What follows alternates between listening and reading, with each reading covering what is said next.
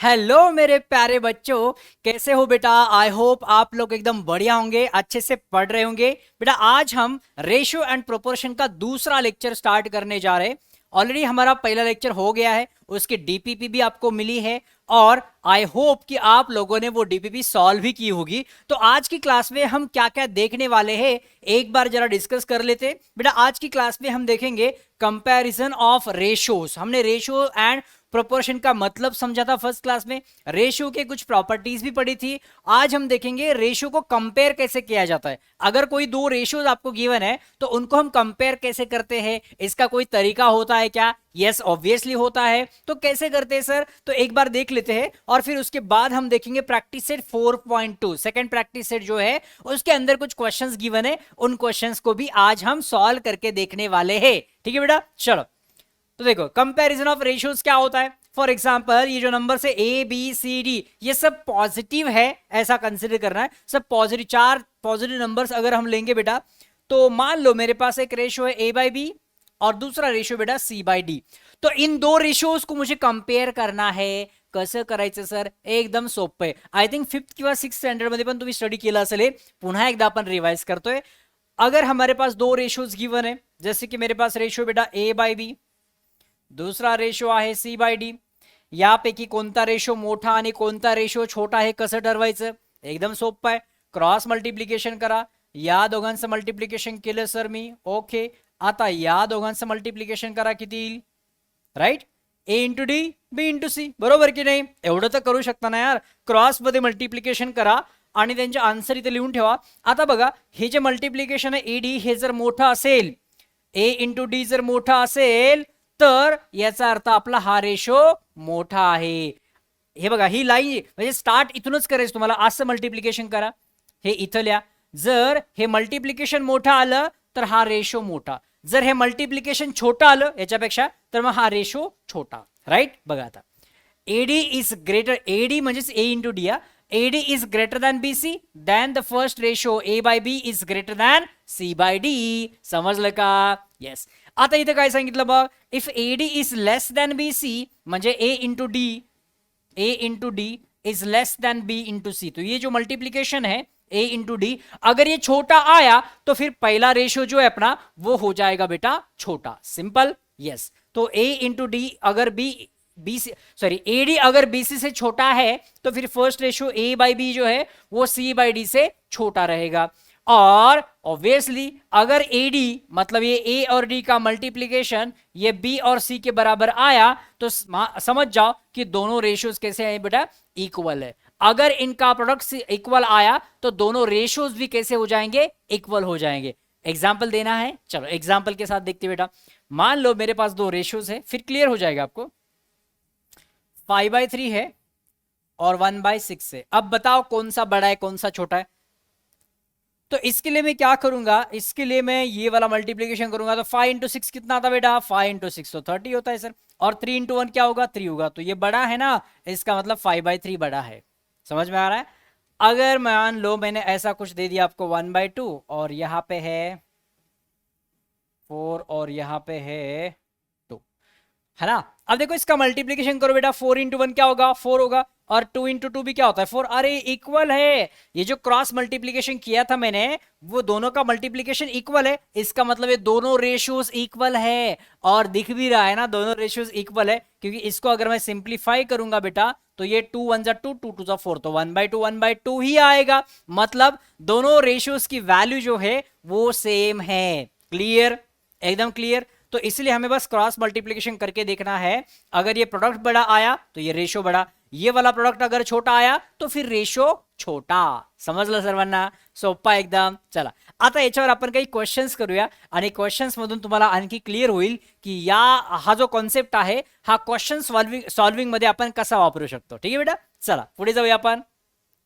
अब क्वेश्चन देखते बेटा, प्रैक्टिस सेट 4.2 का फर्स्ट क्वेश्चन है और इसमें क्या बोला है कि using the property a by b is equal to ak by bk, fill in the blank substituting proper numbers in the following. अब ये प्रॉपर्टी है क्या, इसको पहले समझ लेते बेटा। ये क्या बोल रहा है कि एक रेशियो हमारे पास a by b, अब a by b इस रेशियो को मैं a by b के बराबर तो लिख ही सकता हूं ना यार। a by b equal to a by b, वो तो इक्वल है ही। बट हमने एक प्रॉपर्टी पढ़ी थी बेटा कि अगर किसी रेशियो को ऊपर न्यूमरेटर को अगर हम किसी नंबर से, नॉन जीरो नंबर से मल्टीप्लाई करते हैं और डिनोमिनेटर को भी सेम नंबर से मल्टीप्लाई करते हैं तो रेशियो सेम रहेगा, उसमें कोई भी चेंज नहीं होगा। तो यहां पे इसको अगर मान लो मैंने k से मल्टीप्लाई कर दिया तो ये हो जाएगा a के, तो यहां पे भी k से मल्टीप्लाई कर दो तो ये हो जाएगा फिर b के। तो अब रेशियो में कोई चेंज नहीं होगा, ये सेम रहेगा। a by B is equal to A K by B K, same ही रहता है अगर हम सेम नंबर से मल्टीप्लाई करते हैं तो। और इसलिए इस प्रॉपर्टी को यहां पे लिखा गया कि a by B is equal to A K by B के। इस प्रॉपर्टी का यूज करके आपको ये दो क्वेश्चन सॉल्व करने हैं। तो बहुत सिंपल है बेटा, इसको और सिंपल बनाते हैं, बस यहां पे बने रहो, थोड़ा सा ध्यान दो। देखो क्या बोल रहा है बेटा, 5/7 रेशियो है, तो यार सेकेंड रेशियो में एक पार्ट हमें गिवन है डिनोमिनेटर जो कि 28 है। तो थोड़ा सोचो ना यार, ये 7 को कौन से नंबर से मल्टीप्लाई किया होगा तब 28 आया? अरे ये तो 4 से मल्टीप्लाई किया है ना, तब जाके 28 आएगा। तो अगर यहाँ पे डिनोमिनेटर में 4 से मल्टीप्लाई किया तो न्यूमरेटर में भी 4 से मल्टीप्लाई करेंगे ना, तब जाके रेशियो सेम रहेगा। तो फिर यहाँ पे 5 को मल्टीप्लाई करेंगे बेटा किससे? 4 से ही करना पड़ेगा। तो 5 को 4 से मल्टीप्लाई करेंगे तो हमें पता है सर इसका आंसर तो 20 आएगा फिर, बराबर? Yes sir. अच्छा अब यार यहां पे 35 दिया है तो 20 से 35 में कन्वर्ट करना थोड़ा सा डिफिकल्ट है, बट टेंशन नहीं लेना है, ये सारे के सारे रेशियो सेम है। तो मैं 5 को 35 में कन्वर्ट करूंगा तो बहुत सिंपल हो जाएगा, क्योंकि 5 7 जा 35 है ना, 5 जा डेबल सर्वन है तो है ना, 5 7 जा 35, तो फिर 5 से ही जाते हैं ना, तो यहां पे मल्टीप्लाई करेंगे बेटा 7 से तो 35 आएगा। तो फिर अगर 5 7 35 होता है तो फिर 7 इंटू 7 करना पड़ेगा। देखो यहां पे 7 से मल्टीप्लाई किया ना, तो यहां पे भी 7 से मल्टीप्लाई, तो 7 इंटू 7 क्या होगा बेटा? 49 होगा। तो यहां पे आएगा फिर 49, राइट? So this is 49। अच्छा अब यार यहां पे नेक्स्ट रेशियो में डिनोमिनेटर में 3.5 दिया है, 49 से जाएंगे तो बहुत डिफिकल्ट हो जाएगा, 28 से भी बहुत डिफिकल्ट है, बट 7 से सिंपल है। कैसे? अरे यार 3.5 जो है वो 7 का हाफ है। अच्छा 7 का हाफ है, मतलब इसको डिवाइड बाय 2 करना है। सेम नंबर से डिवाइड किया, जैसे मल्टीप्लीकेशन का प्रॉपर्टी ना, वैसे ही डिवीजन का भी है। सेम नंबर से अगर डिनोमिनेटर को अगर 2 से डिवाइड कर रहे, न्यूमरेटर को भी 2 से डिवाइड करो, तब रेशियो सेम रहेगा, कुछ फर्क नहीं पड़ेगा।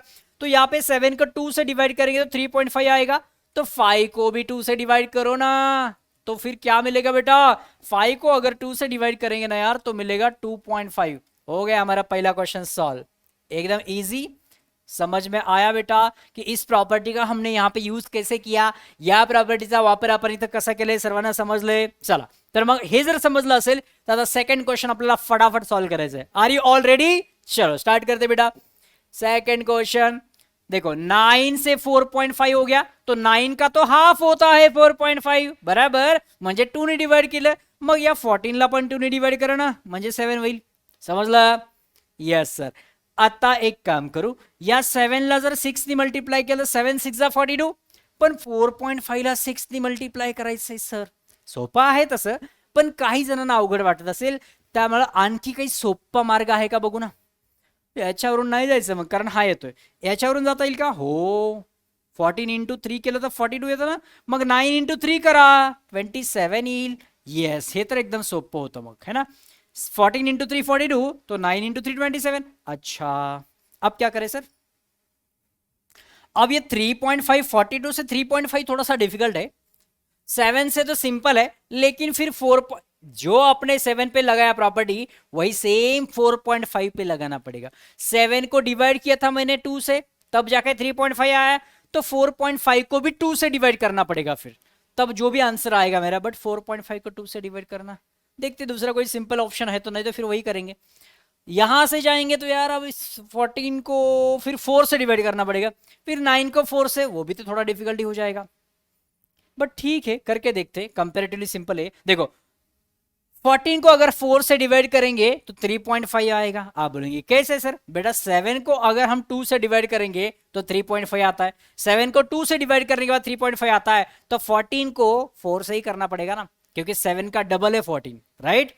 तो 14 को 4 से डिवाइड करो तो आपको 3.5 मिलेगा, तो 9 को भी फिर 4 से डिवाइड करना पड़ेगा, तो 3.5 के ऊपर वाला जो पार्ट है वो आपको मिलेगा। तो 9 को डिवाइड करेंगे बेटा 4 से, 4 2 जा 8, तो यहाँ पे 1 डेसिमल 10 हो जाएगा, 4 2 जा 8, फिर यहाँ पे 2 0 4 5 जा, तो यहां पे मेरा आंसर आएगा बेटा 2.25। क्लियर, समझ में आया बेटा? दोनों भी क्वेश्चंस आपको एकदम क्लियर है कि कैसे सॉल्व करना था और इस प्रॉपर्टी का यूज हमने कैसे किया, ये भी समझ में आया होगा। यस आला सेल, चला पुढचा क्वेश्चन बघूया आता। पुढचा क्वेश्चन काय म्हणतोय, फाइंड द फॉलोइंग रेशियोज। आपको ये रेशियोज यहां पे फाइंड करने बेटा। The ratio of radius to circumference of the circle. अब इसको मैं सिंपल बना के सॉल्व कर रहा हूं, बस यहीं पे डायरेक्ट आपको मैं आंसर लिख के देता हूं। आप एग्जाम में इसको थोड़ा सा मसाला मार के लिख सकते हैं, है ना। मैं थोड़ा सा कम एक्सप्लेन कर रहा हूं, यहां पे कम लिख रहा हूं, एक्सप्लेन तो पूरा करूंगा, ठीक है। देखो क्या बोल रहा है बेटा, the ratio of radius to circumference of a circle. बेटा ratio of radius to circumference, तो सरकमफेरेंस क्या होता है फिर 2 पाई आर। आप एग्जाम में कैसे लिखेंगे, radius, let the radius of the circle be r, therefore the circumference is equals to 2 pi r. बढ़ गया ना, 2 लाइन तो आ गए ना इसमें, है ना। फिर उसके बाद लिखेंगे the ratio of radius to circumference is equals to r by 2 pi r. देखो एक्सप्लेन पूरा किया, बस ये जो मैंने बोला अभी ये आपको लिखना है नोटबुक में या फिर एग्जाम में, तब वो आंसर थोड़ा बड़ा लगेगा। मैंने डायरेक्ट लास्ट वाला स्टेप कर दिया। रेडियस और सरकमफेरेंस का रेशियो ये वाला आएगा, तो इसको अगर मैं कैंसिल आउट करूंगा तो मेरे पास क्या बचेगा बेटा, 1/2 पाई बचेगा, राइट। इसी को अगर मुझे ऐसा लिखना है तो ऐसे आएगा, फिर 1:2 पाई, खत्म आंसर, है ना। बट ऐसा एग्जाम में मत करना, मैंने जो एक्सप्लेन किया था वो लिखना है एग्जाम में। मैं यहाँ पे शॉर्ट में आपको समझाने की कोशिश कर रहा हूं। The ratio of circumference of circle with radius r to its area. किसी सर्कल की रेडियस अगर आर होगी तो उसका रेशियो फाइंड आउट करना है, सरकमफेरेंस टू एरिया। तो यार सर्कल का सरकमफेरेंस होता है सर 2 पाई आर, और उसका एरिया के साथ रेशियो फाइंड आउट करना है। तो एरिया क्या होता है बेटा, एरिया तो पाई आर स्क्वायर होता है, पाई पाई गायब, आर आर गायब, तो हमारे पास क्या बचेगा बेटा 2/r। मतलब इसको अगर ऐसे लिखो तो क्या होगा 2:r। समझ लो सर्वांना, सोप्पा एकदम एकदम इजी। चलो आगे, the ratio of diagonal of a square to its side if the length of side is 7 centimetre. Ratio of diagonal of square to its side म्हणजे स्क्वेअरच्या डायगोनल आणि साइडचा रेशियो फाइंड आउट करायचा आपल्याला। तुम्हाला एक इंपॉर्टेंट रिलेशन मी इथे सांगतो बेटा। देखो थर्ड क्वेश्चन है, मैं यहां पे थोड़ा सा सॉल्व करता हूं उसके लिए। मान लो आपके पास ये स्क्वायर है बेटा, ओके, और स्क्वायर की ये साइड है x x x x. Square के सारे साइड सेम होते हैं ना, यस। अगर मुझे इसका डायगोनल फाइंड आउट करना है, मतलब साइड गिवन है और उससे मुझे डायगोनल फाइंड आउट करना है, तो कैसे करेंगे, ध्यान दो। अब ये स्क्वायर है तो यहाँ पे 90 डिग्री होगा ऑब्वियसली, है ना। तो साइड से हमें स्क्वायर का डायगोनल फाइंड आउट करना है, तो ये रिलेशन जो है ये बनता कैसे है ये मैं आपको एक्सप्लेन कर रहा हूं। अभी मैं डायरेक्ट फॉर्मूला भी आपको बता सकता था, बट कुछ लोगों के दिमाग में चलेगा फिर ये आया कहां से सर, तो मैं बता रहा हूं ये आता कैसे है ना। देखो यहां पे अगर ध्यान से देखेंगे बेटा तो आपको एक राइट एंगल ट्रायंगल दिख रहा है, this is A, suppose this is B and this is C. So right angle triangle ABC है, तो यहां पे क्या मैं पाइथागोरस थ्योरम लगा सकता हूं, बिल्कुल लगा सकते हैं sir. So in triangle A B C, angle A B C equals to 90 degree, है ना। Angle A B C equal to 90 degree. अगर A B C angle 90 degree है तो यहां से आएगा बेटा A C square equals to A B square plus B C square, और रीजन क्या आएगा, पाइथागोरस थ्योरम। अब देखो थर्ड क्वेश्चन में आपको ये एक्सपेक्टेड नहीं है, ये आपको समझने के लिए बता रहा हूं मैं, ये ऐसा कुछ भी नहीं करना है आपको थर्ड क्वेश्चन में, ये आपके कॉन्सेप्ट क्लियर करने के लिए बता रहा हूं मैं कि स्क्वायर का डायगोनल कैसे आता है अगर उसकी साइड गिवन होती है तो। मतलब स्क्वायर के साइड और डायगोनल में क्या रिलेशन होता है ये फिक्स होता है हमेशा, राइट। बट इसका डेरिवेशन बता रहा हूं, मतलब ये आता कहां से। आपको एग्जाम में ऐसा कुछ भी नहीं करना है, ये आपका कॉन्सेप्ट क्लियर करने के लिए मैं बता रहा हूं, ठीक है। चलो तो अब ए सी स्क्वायर तो हमें पता नहीं है सर, ये तो एक्स है, इसका स्क्वायर होगा, ये भी एक्स है क्योंकि साइड है ना, सेम होगा। तो यहां पे आएगा बेटा 2x स्क्वायर, है ना। A C square is equal to 2x²। तो अगर स्क्वायर रूट लेंगे तो ए सी इक्वल टू क्या आएगा बेटा, √2। अच्छा, तो ए सी तो डायगोनल है, तो ए सी के जगह पे मैं डायगोनल लिखूं फिर? बिल्कुल लिख सकते हैं सर। ए सी के जगह पे लिखेंगे डायगोनल इज इक्वल टू √2, और x क्या है, साइड है। तो यही तो फॉर्मूला होता है कि diagonal is always equal to √2 times the side of a square. जो स्क्वायर का डायगोनल होता है बेटा, वो उसके साइड का √2 टाइम्स होता है हमेशा, और हमने प्रूव करके यहां पे बता दिया ये ऐसा आता है फिर रिलेशन, राइट। उसका डायगोनल हमेशा साइड से बड़ा होता है, ऑब्वियसली बड़ा ही होगा, ये देखो। बट वो कितना होता है बेटा, √2 टाइम्स होता है किसके, साइड की, करेक्ट। तो ये हो गए रिलेशन। अब आते क्वेश्चन पे, है ना। लगे तो मैं ये हटा देता हूं, ये तो मैंने ऐसे ही बता दिया। अब थर्ड क्वेश्चन का सॉल्यूशन हम यहां पे लिखते बेटा, है ना। ये एक्सपेक्टेड नहीं है सॉल्यूशन में। The ratio of diagonal of a square to its side, तो यहां पे लिखते बेटा diagonal of square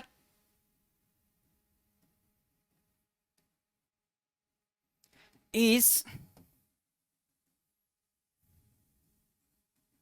√2 times the side, है ना। उसके साइड के √2 टाइम्स होता है, तो हमें तो रेशियो चाहिए था। तो एक काम करते फिर, डायगोनल अपॉन साइड। बस इस साइड को मैंने इधर ले लिया, तो √2 एज इट इज रहेगा, और यहां पे कुछ नहीं, नीचे मतलब 1 कर सकते। तो हमारा रेशियो क्या आया बेटा, √2:1 is the final answer for third question. Diagonal और साइड का रेशियो क्या होता है स्क्वायर में, √2:1। क्लियर। चला पुढचा क्वेश्चन बघा। The length of side of a rectangle are 5 and 3.5, find the ratio of its perimeter to area. एक रेक्टेंगल के हमें साइड्स लेंथ गिवन है बेटा, लेंथ एंड ब्रेड्थ गिवन है, तो फिर उसका पेरीमीटर और एरिया का रेशियो हमें फाइंड आउट करना है।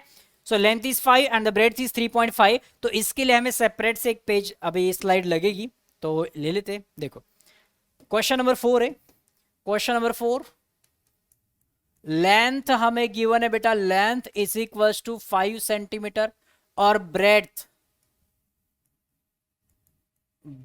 Is 3.5 centimetre, correct.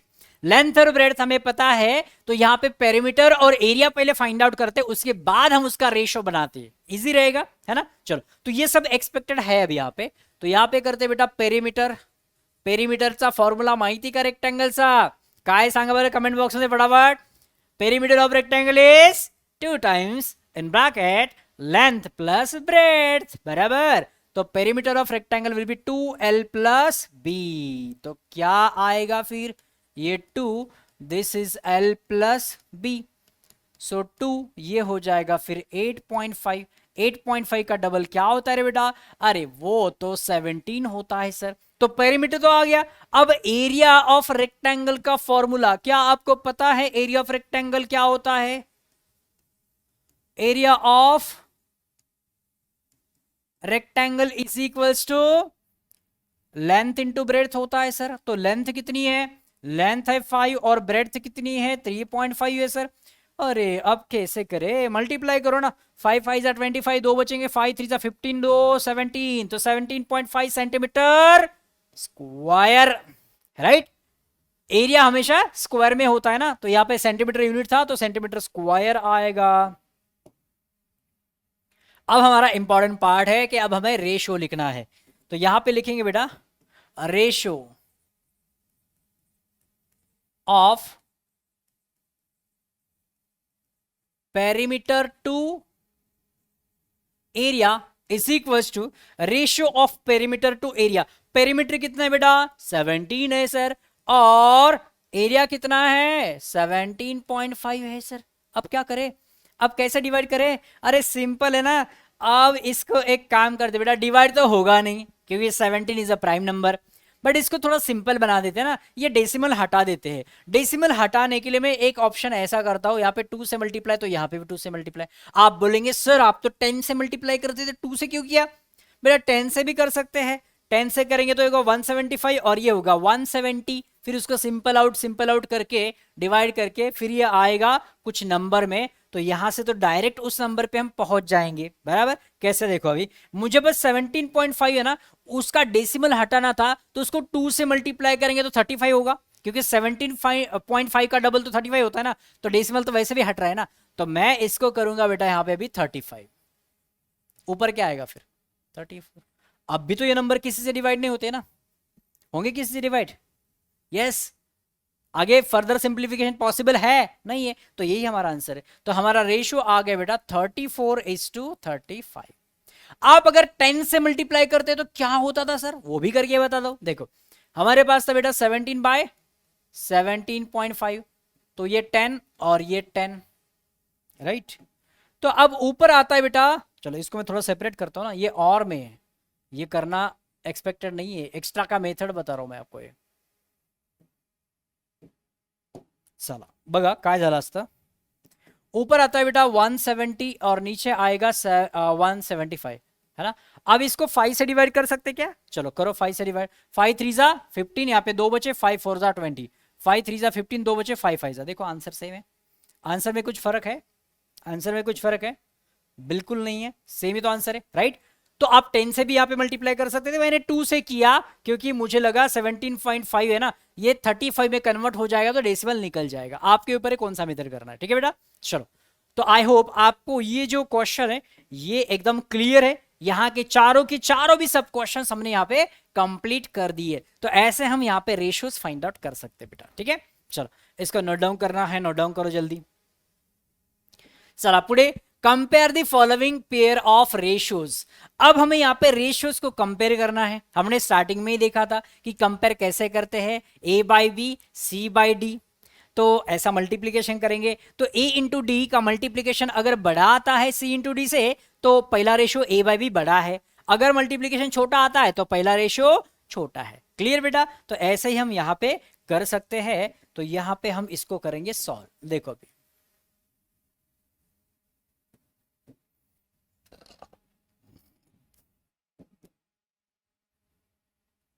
पहला क्वेश्चन बेटा √5/3 और 3/√7। क्लियर।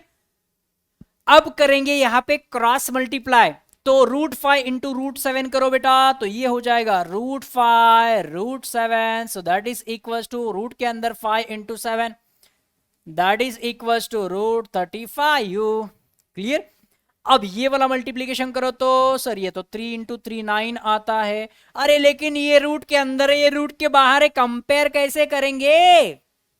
बड़ा डिफिकल्ट है सर, सिंपल बना सकते लेकिन एक तो दोनों को रूट के अंदर कन्वर्ट करो या फिर दोनों को रूट के बाहर निकालो। दोनों को मतलब इसको रूट के बाहर निकालना पड़ेगा या फिर इसको रूट के अंदर डालना पड़ेगा। तो इसको रूट से बाहर निकालना थोड़ा डिफिकल्ट है यार, क्योंकि 35 का स्क्वायर रूट हमें नहीं पता, परफेक्ट नंबर नहीं आएगा। बट 9 को हम रूट के अंदर डाल सकते हैं। किसी भी नंबर को अगर रूट के अंदर डालना है तो उसका स्क्वायर ले लो, तब बैलेंस हो जाएगा ना। जैसे देखो 9 है, मुझे इसको पकड़ के जबरदस्ती रूट के अंदर डालना है, वो तो नहीं जाएगा, है ना। तो उसको कुछ चॉकलेट देना पड़ेगा ना। मैं तेरे को रूट के अंदर डाल रहा हूं बट टेंशन ना ले, मैं तेरा स्क्वायर करके डाल रहा हूं, मतलब बैलेंस हो जाएगा तो, है ना। देखो 9 है ना, इसका स्क्वायर रूट के अंदर डालना है तो इसको स्क्वायर करके डालो ना, मतलब ऐसा। स्क्वायर रूट ऑफ 81 का मतलब ही तो 9 होता है यार, मतलब ऐसा लिखो या फिर ऐसा लिखो, वैल्यू तो सेम है ना। 9 को ही हम स्क्वायर रूट ऑफ 81 बोल सकते हैं ना। समझ में आ रहा है। तो रूट के अंदर डालना है तो स्क्वायर दे के डालो ना, तो सेम रहेगा, फिर नंबर चेंज नहीं होगा। अब दोनों भी रूट के अंदर है, अब तो क्लियरली समझ में आ रहा है यार, √35 छोटा है, बराबर ना। तो यहां पे लिख सकते बेटा ये जो मल्टीप्लीकेशन है यहां पे लिखेंगे √35 इज छोटा देन √81, है ना। ये √35 जो है मतलब ये जो मल्टीप्लीकेशन किया था हमने, ये छोटा है बेटा, ये छोटा है, इसका मतलब पहला रेशियो क्या हो जाएगा? छोटा हो जाएगा। सो देयरफॉर यहां पे लिखेंगे, सो देयरफॉर पहला रेशियो मतलब √5/3 इज छोटा देन 3/√7। समझ में आया, है ना। क्योंकि ये मल्टीप्लीकेशन का आंसर छोटा है इसलिए पहला रेशियो जो है वो छोटा है then the second ratio. Clear बेटा, सिंपल एकदम। चलो तो अभी सेकंड क्वेश्चन करते हैं। सेकंड क्वेश्चन करूया। आता तुम्ही पण सांगायचंय, तुम्हाला पण समजत असेल ना आता कसं करायचंय बघा। सेकंड क्वेश्चन मध्ये इथे घाबरायचं नाही, हा रूटच्या बाहेर हा रूटच्या मध्ये टेन्शन घ्यायचं नाही रे। बघा मी एकदा इथं लिहून घेतो। क्वेश्चन काय दिलं आपल्याला, 3√5 डिवाइडेड बाय 5√7 और यहां पे क्या है, √63 और √125। क्लियर। सबसे पहले तो हम मल्टीप्लाई कर देंगे, ये दोनों को मल्टीप्लाई करो, क्रॉस में मल्टीप्लाई करेंगे तो क्या होगा बेटा, 3√5 इंटू √125, है ना। अब इसको कैसे मल्टीप्लाई करेंगे यार, इसको भेज देंगे क्या रूट के अंदर, यस इसको रूट के अंदर भेज दो 3 को, तो 3 को रूट के अंदर भेजेंगे, किसी भी नंबर को रूट के अंदर भेजेंगे तो उसका स्क्वायर करके भेजना पड़ेगा, हमने अभी भी डिस्कस किया था। तो एक काम करते हैं यार, इसको रूट के अंदर भेजेंगे तो क्या होगा फिर, ये 9 इंटू 5 और दूसरे रूट में क्या है 125, तो ये हो जाएगा √45 और √125, है ना। तो इसका मल्टीप्लीकेशन करेंगे तो बहुत बड़ा आएगा, राइट, बट करना तो पड़ेगा, दूसरा ऑप्शन तो अपने पास कुछ है ही नहीं। तो इसका मल्टीप्लीकेशन करो बेटा, 45 इंटू 125 यहाँ पे करते देखो, कुछ नहीं है, कुछ प्रॉब्लम नहीं, फटाफट करेंगे। 5 5 25, यहाँ पे बचे 2, 5 2 10 प्लस 2 12, 1 5 1 5 6 क्रॉस, 4 5 20, 2 बचे, 4 2 8 2 10 कैरी 1, 4 1 4 5, तो ये 5 2 6, तो 5 6 2 5 आ रहा है रूट के अंदर, 5 6 2 5, है ना। बट कंपेयर करने में आसान जाएगा क्योंकि हम दोनों को भी रूट में कन्वर्ट कर रहे हैं, ठीक है बेटा। देखो अब सेकंड को करते हैं ऐसा मल्टीप्लीकेशन, है ना, तो 5 √7 इंटू 63, रूट के अंदर 63। अब 5 को रूट के अंदर डालना है बेटा तो स्क्वायर करके ही डालना पड़ेगा ऑब्वियसली, तो 5 का स्क्वायर तो 25 होता है यार, तो 25 इंटू 7 और दूसरे रूट के अंदर 63, तो 25 इंटू 7 क्या होता है 175, 175 और यहां पे आएगा बेटा √63, है ना। तो अब इसको भी मल्टीप्लाई करेंगे, बिल्कुल डरना नहीं है, नंबर्स बड़े हो रहे, डरना बिल्कुल नहीं है, बस आप मल्टीप्लाई करते रहो, आपका आंसर परफेक्ट आएगा। देखो 175 और ये है 63, 3 5 15 कैरी 1, 3 7 21, 2 22 2 3 1 3 2 5 इंटू क्रॉस, है ना, 6 5 30, 3 बचे, 6 7 42 और 3 क्या होगा 45, 4 बचे, 6 1 6 और ये हो जाएगा 10, है ना। तो 5 2 10 1 1 1 1 0 2 5, तो यहाँ पे आएगा बेटा 1 1 0 2 और 5। क्लियर। तो यहाँ पे भी यार फर्स्ट जो हमने मल्टीप्लीकेशन किया था ना, ये वाला मतलब ये फर्स्ट मल्टीप्लीकेशन, ये 5000 है और यहाँ पे आ रहा है 11000, मतलब ये छोटा है, ये वाला मल्टीप्लीकेशन छोटा है, मतलब ये वाला रेशो छोटा है, राइट। तो यहां पे करेंगे बेटा 5625 इज छोटा देन 11025, सो देयरफॉर पहला वाला रेशो जो है 3√5 अपॉन 5√7 इज छोटा देन √63 अपॉन √125। क्लियर बेटा, समजते सर्वांना, एकदम इझी सोप्पं वाटतंय हे बघा, असं आपण कंपेअर करू शकतो, एकदम सोपी पद्धत आहे, काहीच नाही, फक्त क्रॉस मल्टिप्लिकेशन करायचे आणि क्रॉस मल्टिप्लिकेशन ठरवणार आहे की कोणता रेशो मोठा आहे आणि कोणता रेशो छोटा आहे। चलो आगे बढ़ते हैं, अब थर्ड करते बेटा। थर्ड में क्या दिया है 9.2 7.1 और ये 3.4 और 5.1, कुछ भी नहीं है, बस मल्टीप्लीकेशन करना है। मल्टीप्लीकेशन तो आता है ना, देखो डेसिमल में, भले डेसिमल में है बट मल्टीप्लीकेशन तो आता है ना यार, हम 9th स्टैंडर्ड में, डेसिमल का मल्टीप्लीकेशन तो सबको आता है।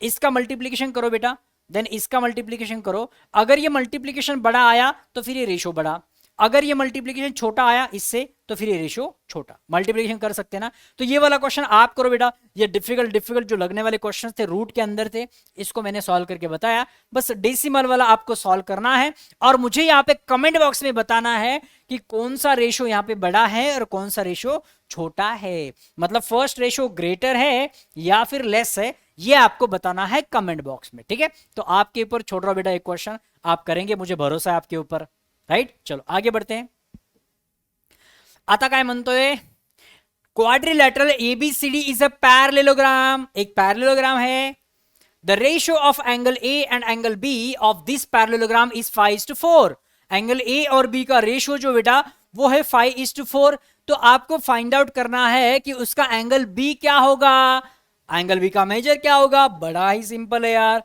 पैरेललोग्राम तो सबको पता है, ऐसा दिखता है एकदम हैंडसम, देखो दिख रहा है, हाँ ये पैरेललोग्राम है सपोज, और यहाँ पे इसके वर्टाइसेस के मतलब इसको नाम देते हैं A B C D, right. ऐसा एक पैरेललोग्राम है और बोला है कि the ratio of angle A and angle B of this parallelogram is 5:4। A और बी जो है इनके एंगल्स का रेशियो दिया है 5:4, एंगल्स का रेशियो 5:4 दिया है। Okay okay okay okay. तो पैरेललोग्राम का ये जो एंगल है ए और बी, इसको क्या बोलते हैं आपको पता है, याद है? ए और बी तो यार एडजेसेंट एंगल्स है ना, एक के बाद एक आने वाला एंगल्स है। वैसे आप ए और डी को भी एडजेसेंट बोल सकते, बट यहाँ पे आपको ए और बी का रेशियो दिया है ना, तो ए और बी तो एडजेसेंट एंगल्स है। और पैरेललोग्राम में एडजेसेंट एंगल का भी एक प्रॉपर्टी होता है। क्या होता है सर? तब तक आप थोड़ा सा याद करो एडजेसेंट एंगल का प्रॉपर्टी क्या होता है। जिनको याद है वो फटाफट यहाँ पे नीचे कमेंट बॉक्स में बताएंगे कि पैरेललोग्राम का एडजेसेंट एंगल का प्रॉपर्टी क्या होता है। ठीक है, तब तक मैं यहाँ पे लिखता हूं, देखो बेटा कि in quadrilateral A B C D let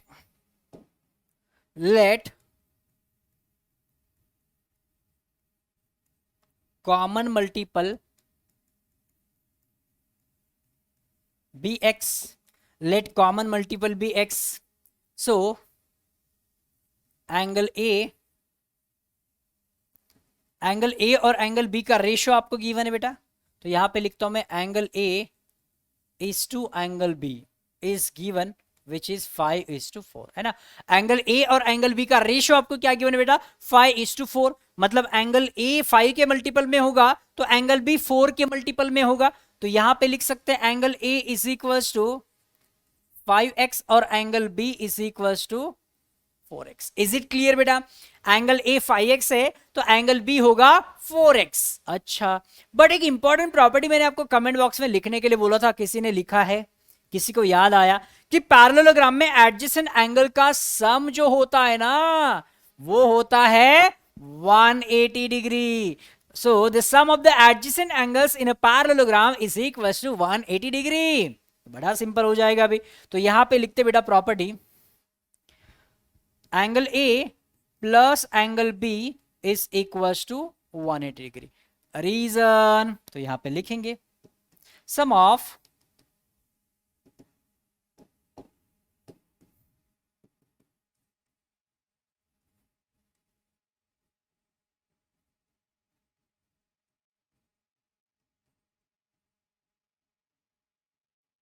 adjacent angles of parallelogram is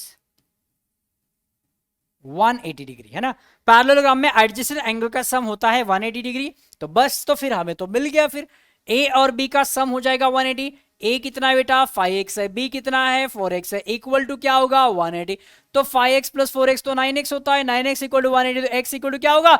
180 by 9 means 20 degree.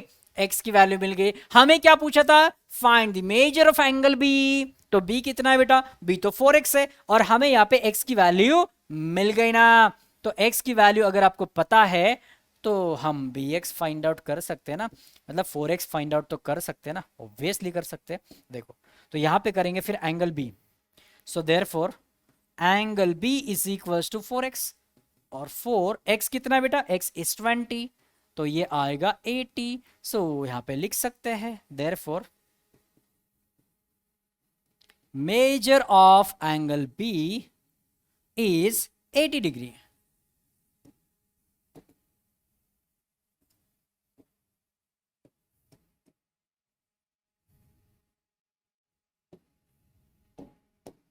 Yes clear बेटा? Measure of angle B is equal to 80 degree. कुछ भी नहीं, हमने बस एक सिंपल प्रॉपर्टी यहां पे लगा दी कि एडजेसेंट एंगल का सम होता है 180 degree in a parallelogram.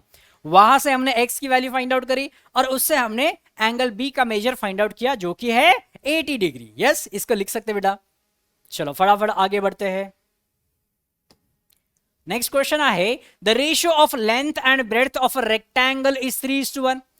रेक्टँगलची length आणि ब्रेडचा रेशो आपल्याला दिलेला 3:1 and its perimeter is 36। Then find the length and breadth of the rectangle. बड़ा ही सिंपल है ये भी क्वेश्चन। देखो क्या बोल रहा है कि एक रेक्टेंगल है, सपोज ये रेक्टेंगल है, मान लो ये रेक्टेंगल है, और इस रेक्टेंगल का नाम है सपोज ABCD। कुछ दिया तो नहीं है तो हम कुछ भी ले सकते हैं, मैंने यहां पे ले लिया ABCD।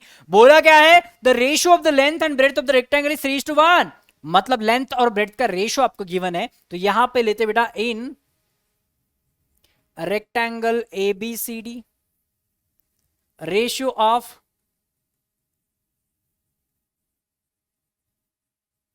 length and breadth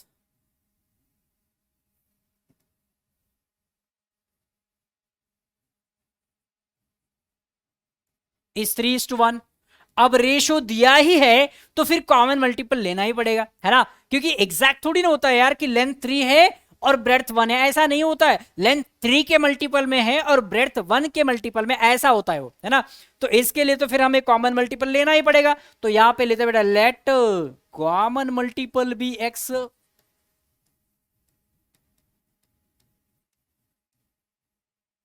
right, let common multiple be x, so therefore length कितनी आएगी बेटा, फिर लेंथ इज इक्वल टू आएगा 3x, और ब्रेड्थ कितनी आएगी, ब्रेड्थ इक्वल टू 1x बोलो या फिर x बोलो, क्या ही फर्क पड़ता है ना, दोनों का मतलब एक ही होता है। अब लेंथ 3x है और ब्रेड्थ x है, तो हमें यहाँ पे पेरीमीटर का फॉर्मूला तो याद है, यस, पेरीमीटर का फॉर्मूला बता दो जल्दी कमेंट बॉक्स में। पेरीमीटर का फॉर्मूला क्या होता है बेटा, पेरीमीटर ऑफ रेक्टेंगल होता है, पेरीमीटर ऑफ रेक्टेंगल होता है 2 टाइम्स लेंथ प्लस ब्रेड्थ, तो यहां पे लिखेंगे बेटा perimeter, perimeter of rectangle is equals to 2 times length plus breadth, right बेटा। बट यार यहाँ पे पेरीमीटर तो गिवन है ना, पेरीमीटर कितना है, पेरीमीटर इज 36, तो क्या मैं यहाँ पे ऐसा लिख सकता हूं, therefore 2 times length plus breadth is equals to 36, क्योंकि पेरीमीटर गिवन है यार 36, तो पेरीमीटर का फॉर्मूला तो ये होता है 2 times of L plus B, तो इसका मतलब 2 times of L plus b कितना है, 36 है, तो यहां से L प्लस बी कितना आएगा, फिर ये 2 तो डिवाइड में जाएगा तो 18 आएगा ना, और L कितना है 3x है, B कितना है x है, तो क्या मैं यहां पे पुट कर सकता हूं 3x plus x is equal to 18, तो यहां से मुझे क्या मिलेगा,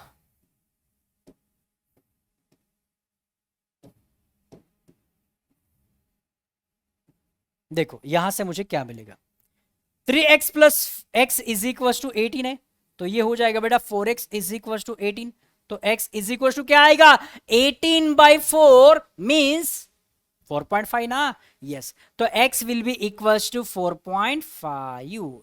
एक बार देख लो जरा बराबर किया है क्या मैंने, 3:1 है, 36 है, twice of L plus b है, 36 का हाफ 18 होता है, तो 3x प्लस x, हाँ करेक्ट तो जा रहा हूं मैं, यस, x इक्वल टू 4.5 है। अब क्या पूछा, find the length and breadth of the rectangle, तो देयरफॉर यहां पे करेंगे बेटा लेंथ, लेंथ कितना है 3x है, तो 3 इंटू 4.5 कितना होता है बेटा, 3 5 15 होगा, कैरी 1, 3 4 12 प्लस 1 13, तो 13.5 सेंटीमीटर हो जाएगा, और ब्रेड्थ मतलब x ही है ना,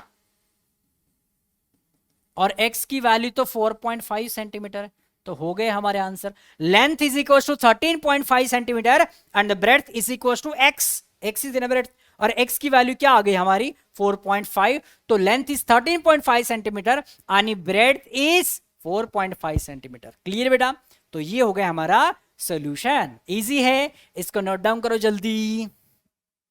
चलो आगे बढ़ते हैं, if the product of two numbers is 360 and their ratio is 10:9, दो नंबर्स आहेत ज्यांचा प्रोडक्ट म्हणजे गुणाकार किती आहे 360 आणि त्यांचा रेशो दिला 10:9, देन फाइंड द नंबर्स, बड़ा ही सिंपल क्वेश्चन है यार, देखो लेट, अब रेशो दिया ना, late common multiple be x लेंगे, फिर late common multiple be x, so therefore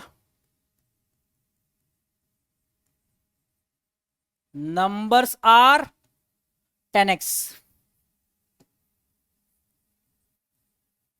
and 9x, क्योंकि इनका रेशियो हमें पता है ना, दो नंबर का रेशियो हमें पता है 10:9, कॉमन मल्टीपल अगर x लेंगे तो फिर वो नंबर्स हो जाएंगे बेटा 10x और 9x, और इनका हमें प्रोडक्ट गिवन है 360। प्रोडक्ट का मतलब क्या होता है, दोनों नंबर्स का मल्टीप्लीकेशन 360 है। तो फिर यहां पे लिखते यार प्रोडक्ट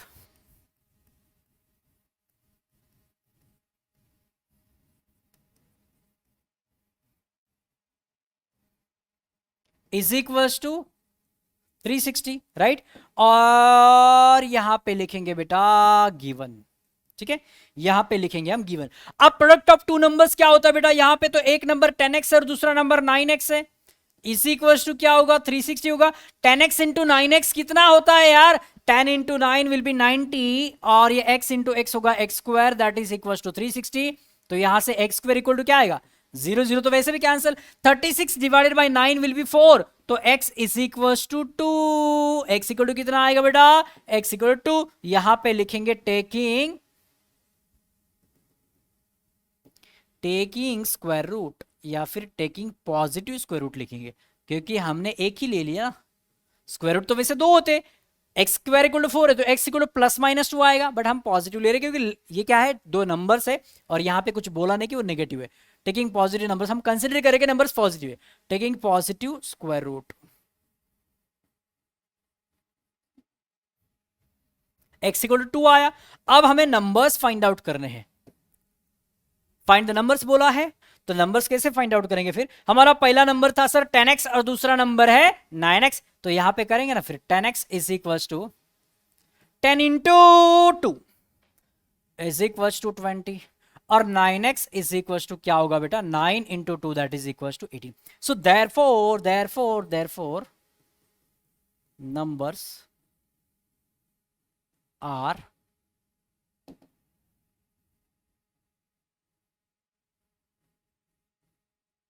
एंड 18।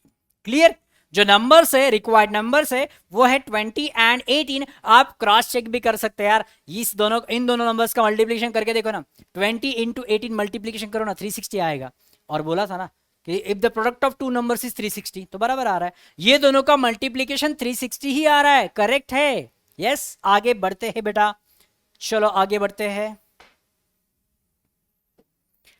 ये क्वेश्चन देखो बेटा, if a is to b is equal to 3 is to 1, मतलब a बाई बी एक रेशियो है, वो इक्वल है 3 बाई 1 के। यहां पे लिख लेते a by B is equal to 3 by 1, इसको हम ऐसे भी लिख सकते हैं, ठीक है। और दूसरा रेशियो क्या बेटा, b बाई सी जो है वो है 5 इज टू 1 के बराबर। तो इसको मैं पहले सिंप्लीफाई करता हूं, हमें इसकी और इसकी वैल्यू फाइंड आउट करनी है ना, तो सिंप्लीफाई करते बेटा, तो यहां से मुझे क्रॉस मल्टीप्लाई अगर करूंगा तो क्या मैं a इंटू 1 a बोल सकता हूं, which is equal to 3b बोल सकता हूं ना, इसको देते इक्वेशन नंबर 1, राइट।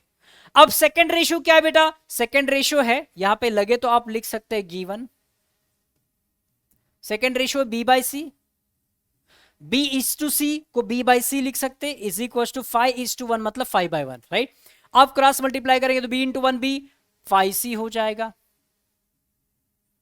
राइट। तो a 3b के बराबर है और b 5c के बराबर है, मतलब a का b के साथ रिलेशन है और b का खुद c के साथ रिलेशन है ना। a का b के साथ रिलेशन है और b का c के साथ रिलेशन है, तो क्यों ना हम a का भी c के साथ रिलेशन बना दे, तो सिंपल हो जाएगा बराबर। इनको कनेक्ट करने के लिए हम a और c को भी रिलेशन में लगा देते हैं या फिर उसको कनेक्ट कर देते हैं, तो बड़ा सिंपल हो जाएगा। तो कैसे करेंगे सर इसको कनेक्ट, सिंपल है, देखो कैसे करते इसको कनेक्ट। बी सी तो ऑलरेडी कनेक्टेड है यार, बस ए सी को कनेक्ट कर दो तो हमारे लिए सिंपल हो जाएगा। देखो यार ए इज इक्वल टू क्या है 3b है ना, तो फिर यार b की वैल्यू 5c है ना यहाँ पे, तो b के जगह पे 5c पुट कर दो, तो ये हो जाएगा फिर 15c। आ गया ना a और c का भी रिलेशन। तो a की वैल्यू क्या मिल गई बेटा हमें, a is equal to 15c, तो यहां पे लिख सकते हैं हम, ठीक है। और यहां पे लिख सकते हैं हम फ्रॉम 1, क्लियर। 1 से हमने ये एज इट इज लिखा, और b की वैल्यू 5c जो दिख रही ना वो हमने 2 से पुट की यहां पे, तो हमें a is equal to 5c मिल गया। a is equal to 5c है, b is equal to sorry a is equal to 15c मिल गया और b is equal to 5c already है। तो इन्हीं दो रिजल्ट्स को हम यहां पे अभी यूज करने वाले हैं, एक और ये दूसरा। a के जगह पे हम 15c पुट करेंगे, b के जगह पे हम 5c पुट करेंगे और c को हम एज इट इज रखेंगे। तो दोनों भी जो ये जो न्यूमरेटर और डिनोमिनेटर है वो c में कन्वर्ट हो जाएगा, तो इसकी हमें सिंपल वैल्यू मिल जाएगी। कैसे, अभी देखो, थोड़ा सा समझने की कोशिश करो। हो सकता है आपको थोड़ा सा डिफिकल्ट लग रहा होगा क्योंकि ये थोड़ा अलग सा टॉपिक है, राइट। तो मैं कोशिश कर रहा हूं कि इसको बहुत सिंपल बनाया जाए। बेटा पहला क्वेश्चन अब मैं यहां से स्टार्ट कर रहा हूं। पहला क्वेश्चन क्या दिया था हमें, a cube by 15 b square into C, और इसका भी क्यूब है ना। अब इसको सिंपल कैसे बनाते, देखो मैं सबको सी में कन्वर्ट करूंगा। ए का भी सी के साथ रिलेशन है, बी का भी सी के साथ रिलेशन है, सी तो ऑलरेडी सी ही रहेगा ना यार। तो ए को मुझे लिखना है फिर 15c बराबर। तो ए के जगह पे पुट करेंगे बेटा यहां पे 15c। ब्रैकेट्स चेंज करो थोड़े से, चलो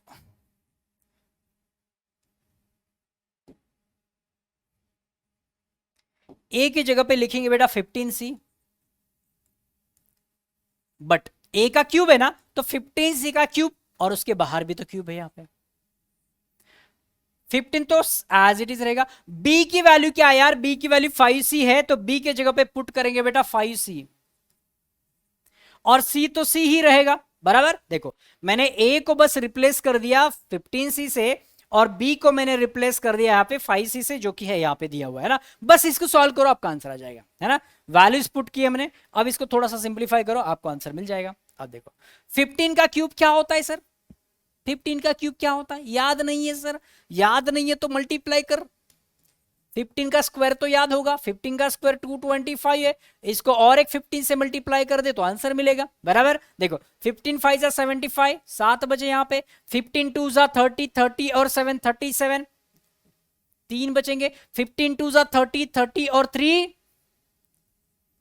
तो 3375 आएगा, 3375 और यहां पे सी क्यूब, और नीचे क्या है बेटा, नीचे है 15, फिर ये 5c का स्क्वायर है मतलब आएगा 25c स्क्वायर, और ये c ऑलरेडी है, और फिर से एक बाहर क्यूब भी है। अच्छा उसको हम ऐसे रखते।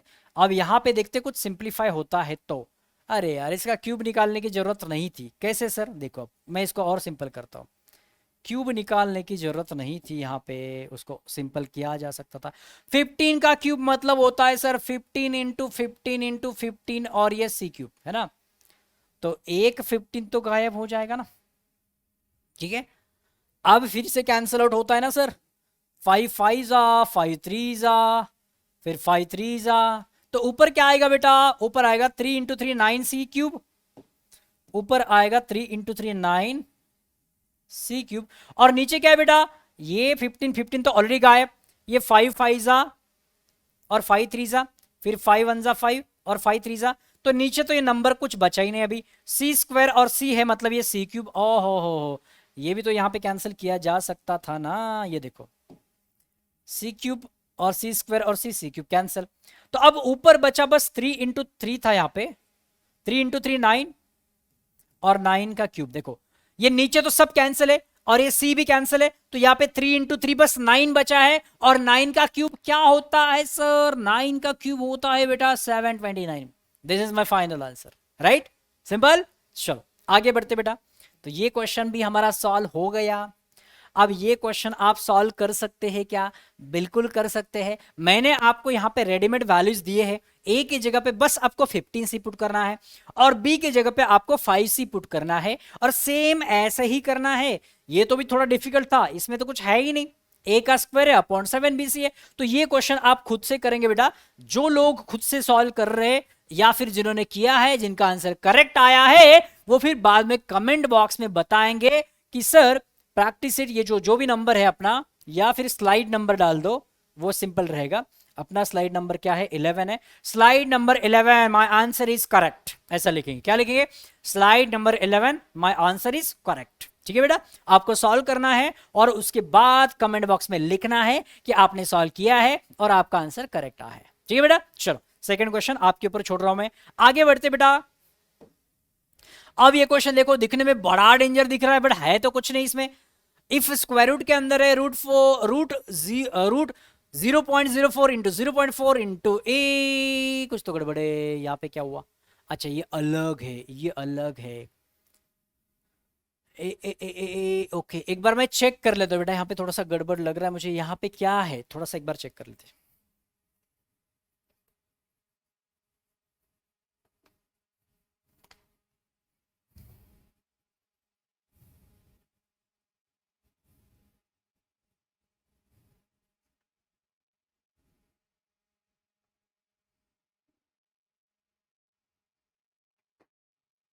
यस अच्छा हुआ हमने देख लिया। एक्चुअली यहाँ पे इक्वल टू है, यहाँ पे इक्वल टू दोनों के बीच में, ए के बाद यहाँ पे इक्वल टू बेटा, ठीक है। तो इसको मैं फिर से लिखता हूँ लगे तो। देखो ये क्वेश्चन एक्चुअल में ऐसा है कि मुझे लग ही रहा था, डाउट ही था, कुछ तो गड़बड़ हुआ है यहाँ पे।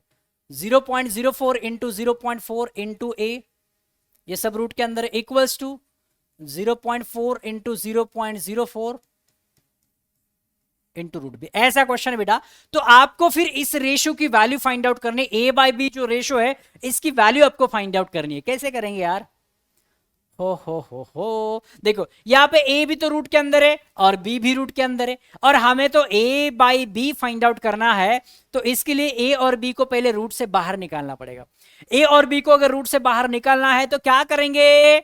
अरे ऑब्वियसली यार स्क्वायर लेंगे, स्क्वायर लेंगे तो दोनों रूट के बाहर निकल जाएंगे। तो फिर ले लो ना, यहां पे करेंगे बेटा taking square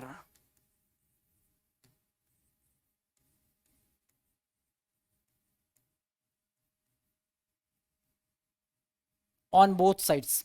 taking square on both sides, तो ये स्क्वायर रूट तो छप्पर निकल जाएगा ऊपर का। ये 0.4 का स्क्वायर हो जाएगा, लेकिन ना 0.4 का स्क्वायर होगा तो चलो एक काम करते, 0.4 का स्क्वायर नहीं करते, उसको दो बार लिखते, 0.4 इंटू 0.4। फिर ये 0 क्योंकि कैंसिल आउट होने के चांसेस है ना, इसलिए बोल रहा हूं मैं। 0.04 को भी दो बार लिखते फिर, और फिर रूट भी है तो उसका भी छप्पर निकल जाएगा। अब कैंसिलेशन पॉसिबल है तो सिंपल बना सकते इसको हम,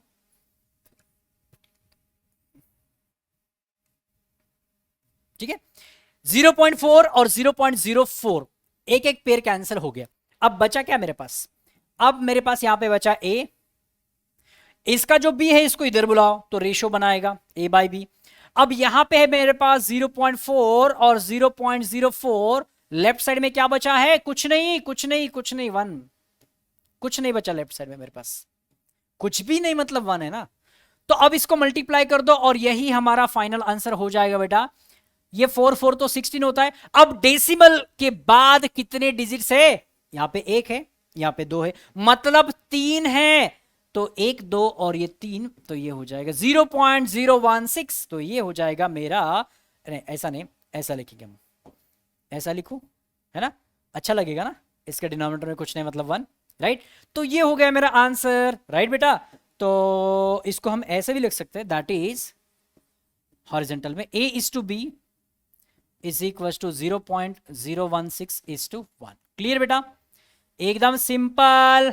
यस तो ये हो गया मेरा आंसर। तो आई होप यहां तक जितने भी क्वेश्चंस हमने पढ़े हैं आप सबको एकदम क्लियर है। जो भी मैं आपको सॉल्व करने के लिए दे रहा हूं अभी आप सॉल्व कर सकते हैं, आपको अभी कॉन्फिडेंस आ गया है।